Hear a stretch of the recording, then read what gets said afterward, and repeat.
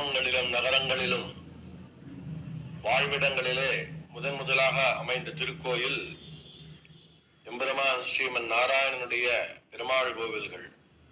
அதனாலே கிராமங்களிலே நடுவிலே பெருமாள் கோவில் கிராமத்தின் நடுவிலும் கிராமத்தின் மேற்கிலும் அமைகின்றன. எம்பெருமானுடைய திவ்ய பரிபூர்ண கிருபா கட்டாட்சத்திலே அனைவரும் வாழ வேண்டும் என்பதற்காகவே அவர் திருக்கண் கட்டாட்சம் அந்த திருவருளுக்காகவே இவ்வாறு எல்லா இடங்களிலும் அமைக்கப்படுகிறது.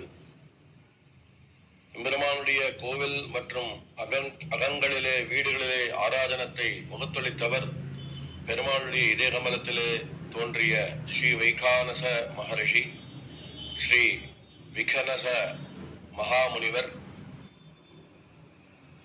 இவருடைய இந்த ஆச்சாரிய ஸ்தோத்திர பாடத்தை இந்துக்கள் அனைவரும் அவசியம் சொல்ல வேண்டும், காதாலே கேட்க வேண்டும். மிக விசேஷமாக எல்லா மங்களங்களையும் தருகின்ற இந்த ஆச்சாரிய ஸ்தோத்திரத்தை அனைத்து இந்துக்களும் தெய்வ நம்பிக்கை உள்ள அனைவரும் அவசியம் அனுசரித்து எல்லாம் உள்ள இறைவன் ஸ்ரீமன் நாராயணனுடைய திவ்ய அனுகிரகத்தை பெறுமாறு அன்போடு கேட்டுக்கொள்கிறோம்.